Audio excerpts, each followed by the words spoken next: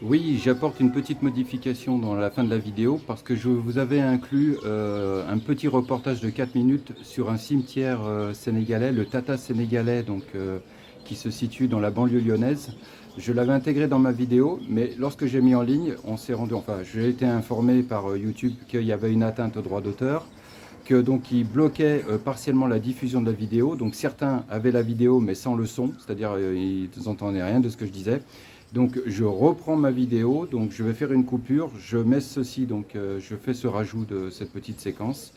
Et malheureusement, je ne peux pas vous faire partager cette vidéo qui commémorait le massacre des 188 tirailleurs sénégalais ou originaires de l'Afrique de l'Ouest qui avaient été tués en mai 1940 lors de la grande débâcle et qui avaient été massacrés par les forces allemandes. Donc voilà, donc je le supprime.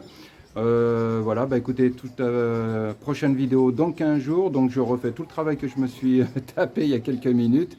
Je remets la vidéo en ligne et excusez-moi pour ce désagrément. Allez, bonne continuation, à très bientôt. Merci. Bonjour à tous et content de vous retrouver. J'espère que vous allez bien, que ça se passe bien de votre côté.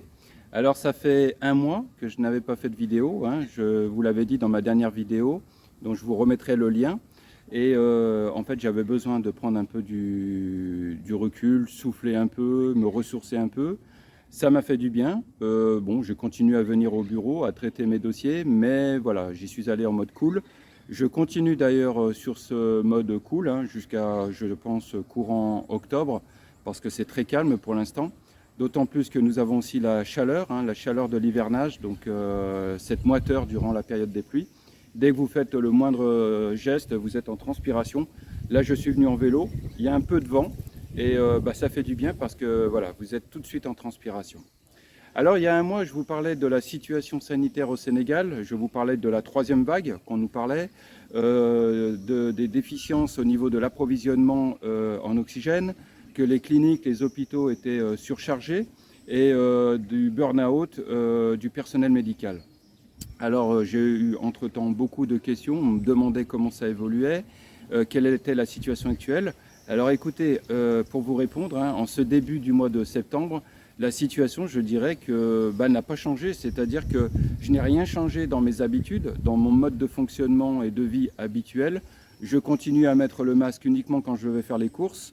La distanciation sociale, on essaye, mais vous imaginez bien qu'en Afrique, la distanciation sociale, c'est un peu quelque chose d'incongru, je dirais, de contre-culturel.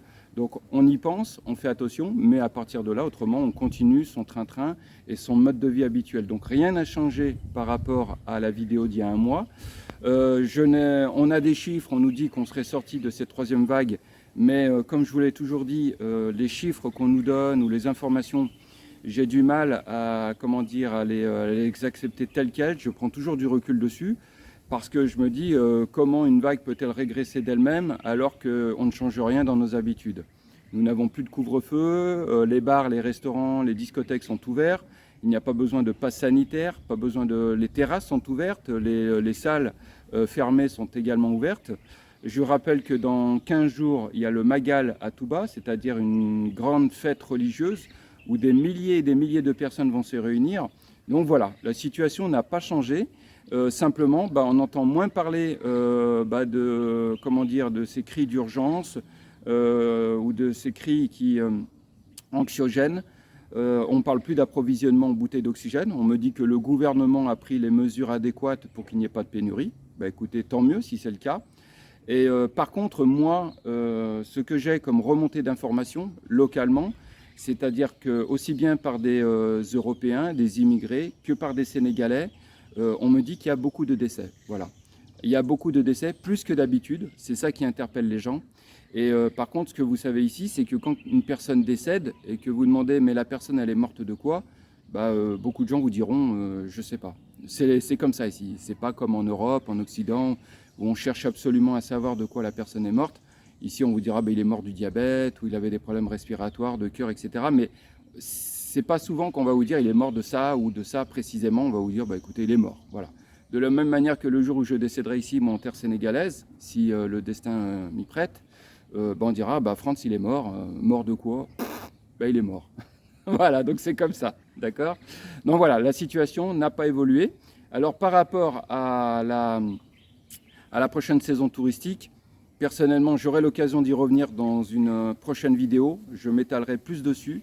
Je vous donnerai mon ressenti, savoir comment on va approcher cette saison, s'il y en a une. Voilà, donc pour l'instant, voilà la situation telle qu'elle est en ce samedi matin, en ce début du mois de septembre. Dans cette vidéo, je voudrais vous parler d'un scénario, pas d'un scénario, d'une situation que j'ai eu l'occasion de voir qui s'est reproduit 2 fois, plus un scénario différent mais qui est dans la même lignée. Ça concerne des escroqueries ou des arnaques, ou on pourrait appeler ça des squats, en fait, des squats d'habitation. Voilà. Je vais essayer d'être concis, précis dans mes propos. Parce que le dossier est toujours en cours, donc je resterai assez généraliste sur le dossier, je ne rentrerai pas dans les détails. Mais disons qu'il y a 3 semaines de ça, j'ai été contacté par un Sénégalais de France qui me disait, voilà, il a une amie à lui, une jeune retraitée française, qui a une maison ici à Saly, dans la périphérie, enfin sur Saly, qu'elle n'y est pas retournée depuis 2 ans en raison de la pandémie, et qu'elle souhaiterait mettre cette maison en vente. Donc il me disait, voilà, comment ça se passe, Franz, pour la mise en vente du bien, etc. Donc je lui ai expliqué la procédure.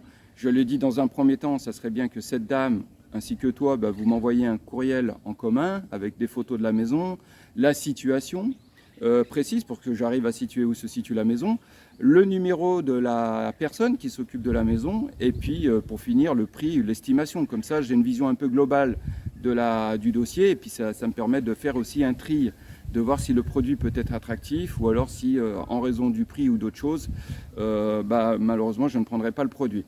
Donc, il m'a envoyé tout ça, il m'a envoyé les coordonnées d'une femme de ménage, c'est-à-dire que la femme de ménage, en fait, était autorisée à vivre dans une des chambres dans la maison, je crois c'est à l'étage, et en contrepartie de cet hébergement offert, à elle la responsabilité de s'occuper de l'entretien général de la maison. Ils m'ont envoyé quelques photos, donc maison classique ici, hors résidence, équipée, propre, maison d'angle, etc. Donc j'ai dit, écoute, je vais y aller. Et donc, ce qui s'est passé, avant, j'ai essayé de contacter cette fameuse femme de ménage, impossible à joindre, donc je n'ai pas réussi à la joindre. J'envoie un SMS, pas de réponse. Donc je reviens vers le Sénégalais et la propriétaire et je leur dis, j'arrive pas à contacter votre personne. Donc je dis, écoutez, vu que j'ai les coordonnées, j'irai sur place. Donc entre-temps, eux-mêmes me confirment qu'ils n'arrivent pas à la joindre. Et donc je suis allé là-bas. Par précaution, j'ai amené ma femme avec moi qui est sénégalaise, parce que j'ai déjà eu l'expérience de ce type de scénario. Et si moi je viens simplement avec ma gueule de toubab comme ça, de bout en blanc, ça risque des fois de dégénérer, de mal se passer, etc. Donc j'ai préféré venir avec Aminata, qu'elle soit là, qu'elle soit en mesure aussi d'avoir une vision ou une approche sénégalaise des choses. Et voilà, nous y sommes allés. Et en fait, ce qui s'est passé, c'est que quand nous y sommes allés, entre-temps, la femme de ménage m'avait répondu. Elle m'avait déjà demandé qui j'étais, d'où je sortais. Donc voilà, je lui ai expliqué et je lui ai dit que je passerai en fin d'après-midi. Elle me dit, vous passez et puis il y a des gens sur place, vous me rappelez et je leur parlerai. Et en fait, quand nous y sommes allés, on s'est rendu compte qu'il y avait énormément de gens qui étaient devant, des gosses, etc. Que le portail de la maison était entrouvert, donc il y avait des passages de gens qui circulaient. Et nous nous sommes présentés, bien sûr, nous sommes rentrés et en fait, pour faire bref, pour faire court, en fait, la maison était squattée. En fait, la maison était habitée. Nous sommes même tombés sur un marabout, entre guillemets, avec ses gris-gris, etc., qui n'a pas voulu qu'on accède à sa chambre, entre guillemets, en nous prétextant qu'il y avait des choses à l'intérieur, que nous n'avions pas ni à rentrer, ni à photographier, etc. Et donc, la maison était entièrement habitée, squattée, plus de meubles, plus rien, simplement des matelas à terre. L'entretien général de la maison, je vous laisse imaginer un petit peu, donc pas d'entretien. Enfin, la maison avait bien perdu du cachet par rapport aux photos que j'ai pu voir. Donc j'ai rendu compte aux propriétaires et aux Sénégalais, je leur ai envoyé un courriel. Nous avons pu prendre quelques photos, je leur ai envoyé les photos. Bien entendu, surtout la propriétaire a été choquée de l'état de la maison. Et elle me parlait aussi d'une voiture. C'est ce que je lui ai dit, j'ai pas vu de voiture. Apparemment, il y avait un C8 de type Picasso qui était dedans. Alors, je ne suis pas un spécialiste des voitures, etc. Mais je n'ai rien vu du tout. Donc le véhicule aussi avait disparu, ainsi que le mobilier, etc. Et donc ça, c'était ce qui s'est passé il y a une quinzaine de jours. Et il y a moins d'un an, j'ai été confronté à une situation analogue avec un couple, oui, tout à fait, un couple d'Européens, de Français, dont le mari était propriétaire de la maison. Et en fait, ce qui s'était passé, c'est que sa maison était habitée par le gardien, qui lui-même avait ramené donc de la famille à l'intérieur. Et le propriétaire n'était plus maître chez lui, en quelque sorte. Et croyez-moi, pour faire sortir le gardien avec sa famille, ça a été tout un pataquès, ça a été très très compliqué, très formaliste, beaucoup de formalités, beaucoup d'allers-retours, beaucoup d'interventions, etc. Ça a été fastidieux, c'est ce que j'explique.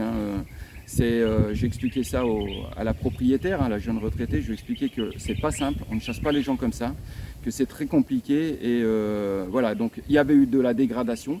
On a réussi à les faire sortir de la maison, moi et Aminata, mais après de longs mois, je dirais, d'implication. Et on avait retrouvé une maison dans un état lamentable, pitoyable. Donc voilà. Donc le but de cette vidéo aujourd'hui, c'est que si vous êtes propriétaire d'une maison, que vous avez dû partir pour des raisons d'urgence par rapport au Covid ou pour d'autres raisons, mais que vous n'êtes pas revenu ici depuis plusieurs mois, voire même plusieurs années, je vous conseille ou je vous invite à quand même vous rapprocher, de la personne à qui vous avez confié le bien, et deuxièmement, si c'est possible, de faire intervenir une personne tiers pour aller jeter un coup d'œil, pour voir si vraiment c'est conforme à ce que vous aviez laissé, ou alors si c'est conforme à ce que la personne à qui vous avez confié le bien vous donne le descriptif. Voilà, c'est le conseil que je voudrais vous donner aujourd'hui dans cette vidéo. Voilà, mais ne restez pas comme ça en vous disant oui, j'ai confiance, c'est mon homme de confiance, c'est ma femme de confiance. L'expérience m'a appris ici que malheureusement c'est très très difficile de déléguer, c'est très difficile d'avoir une personne de confiance, que beaucoup de Sénégalais de la diaspora, donc qui sont originaires d'ici, se sont eux-mêmes fait avoir. Alors imaginez pour des Européens comment c'est d'autant plus difficile. Donc si vous avez un bien, je vous invite à faire un contrôle ou à faire contrôler. Vous savez, il y a une phrase qui dit la confiance n'exclut pas le contrôle. Voilà, donc voilà, c'est le conseil d'aujourd'hui. Et j'ai une troisième histoire qui m'est arrivée il y a quelques semaines de ça, dont je voudrais vous témoigner parce que j'ai été choqué par l'incorrection ou la malhonnêteté des gens. En fait, donc c'est une jeune mère de famille, une Française, jeune maman, et donc elle m'expliquait qu'il y a un peu plus d'un an, elle était partie... excusez-moi un instant. Ça va, tu vas bien? Ouais, ça va? Ouais, vu que je te filme, tu passes dans la vidéo. Voilà. Voilà, comme ça c'est... Et donc, qu'est-ce que je voulais dire? Oui, donc c'est une jeune maman, donc elle me téléphone, elle me dit, voilà, France, je vous appelle, on ne se connaît pas. J'ai essayé de joindre l'ambassade, ils m'ont dit que pour m'aider, il fallait que j'envoie des papiers, etc. Enfin voilà, elle me disait, j'y comprends rien, je viens vers vous parce que j'aurais besoin d'un conseil. Elle me dit, il y a environ 14 mois de ça, elle a dû quitter, donc pareil, le Sénégal en raison de la pandémie. Comme elle a une petite fille, donc elle est revenue en France. Et du côté de Saint-Louis, elle avait loué un appartement là-bas, donc en longue durée, avec un loyer qui avoisinait les 400 000 francs CFA. Et 400 000, ça fait, si je ne me trompe pas, ça fait du 600 €, hein, quelque chose comme ça. Donc c'est quand même pas donné. Donc un loyer de 600 €, 400 000 francs. Et donc elle est partie, mais en maintenant son bail locatif. C'est-à-dire que quand elle était en France depuis 14 mois, elle payait par virement bancaire le loyer à distance. Et là, c'était fin mi-juillet, un truc comme ça, quand elle m'a appelé, elle me dit, voilà, je suis revenu, j'ai pu revenir, bon, ma fille est toujours en France, mais moi j'ai pu revenir. Et ce qui s'est passé, c'est que j'ai voulu ouvrir mon appartement. Je me rends compte que l'agence immobilière à qui j'ai loué et à qui je paye chaque mois mon loyer, ils ont changé la serrure, déjà, dans un premier temps. Deuxième temps, tout ce qui était à l'intérieur, mes meubles, parce qu'elle a pu réussir quand même à voir ce qu'il y avait à l'intérieur dès que les gens qui étaient dedans ont ouvert. Elle m'a dit, il n'y a plus mes meubles, il n'y a plus mes équipements. Et en plus, il y a des gens qui louent ma maison, enfin mon appartement, alors que moi, je continue à payer un loyer. Vous voyez un peu l'arnaque? C'est-à-dire que cette agence immobilière donc, continue à percevoir un loyer de cette personne-là et en parallèle avait loué ou sous-loué l'appartement à d'autres personnes et en plus avait vidé l'appartement de son équipement, de ses biens, etc. Alors j'ai été choqué parce que je me dis mais comment on peut être aussi incorrect? Ça c'est la première chose. Ensuite je lui ai rappelé que l'ambassade ne peut pas faire grand-chose. Et là c'est là où il y a des fois une confusion. donc je voudrais le dire, c'est que beaucoup de gens confondent consulat, ambassade, et ils me disent « oui, je veux appeler l'ambassade ». Non, l'ambassade, je le rappelle, je l'avais déjà dit dans une vidéo, l'ambassade, c'est ce qui traite d'État à État, de pays à pays. L'ambassadeur de France ici représente la France et il est là pour parler, pour représenter la France auprès du gouvernement sénégalais et pour représenter la France auprès du Sénégal. Inversement, l'ambassadeur du Sénégal en France fait la même chose, mais en sens inverse. C'est le consulat. Le consulat est là, donc c'est une structure qui est là pour aider, accompagner la communauté de son pays. Donc le consulat général de France est là pour appuyer, seconder les Français qui vivent ici au Sénégal. Et le représentant officiel, c'est le consul général. D'accord? Donc je dis, voilà, déjà, ce n'est pas l'ambassade, c'est le consulat. Et deuxièmement, par rapport à votre problème, le consulat ne pourra rien faire si ce n'est vous donner une liste d'avocats qui collaborent avec les autorités consulaires. C'est tout. Maintenant, ce que j'ai donné comme conseil à cette personne, c'est de lui dire, je lui dis, ne lâchez rien. Allez voir l'agence immobilière qui vous a loué le bien, elle est responsable de la situation et parallèlement, allez porter plainte soit à la police, soit à la gendarmerie à Saint-Louis. Mais ne lâchez pas l'affaire parce que 400 000 par mois pendant un an, ça représente quand même une somme. En plus, on vous a volé, parce que c'est du vol, on vous a volé votre matériel, vos équipements et vous portez plainte contre cette agence immobilière et vous me tenez en courant en parallèle parce que voilà, c'est toujours bien de le savoir. Et puis savoir cette femme seule à Saint-Louis. D'ailleurs, s'il y a des gens qui sont du côté de Saint-Louis, etc., ou qui connaissent cette personne, ben voilà, si vous pouvez la seconder, ça serait bien. Mais voilà le type d'arnaque que j'ai eu à rencontrer ces derniers temps. Donc voilà sur quoi je voulais vous sensibiliser aujourd'hui. Ce n'est pas parce que vous êtes loin que vous ne devez pas contrôler régulièrement l'état de votre bien si vous êtes propriétaire, ou alors l'appartement que vous avez loué, que vous continuez à payer des loyers. D'accord? Et ça, c'est aussi bien pour des locataires ou propriétaires européens que pour des Sénégalais de la diaspora qui sont confrontés, je le répète, de manière exactement pareille aux mêmes dérives, aux mêmes arnaques que l'immigré lambda qui vient s'installer au Sénégal. Voilà ce que je voulais dire dans cette vidéo. Je vois qu'elle fait 16 minutes, je ne vais pas rester plus longtemps. Donc j'espère que vous aurez apprécié ces conseils.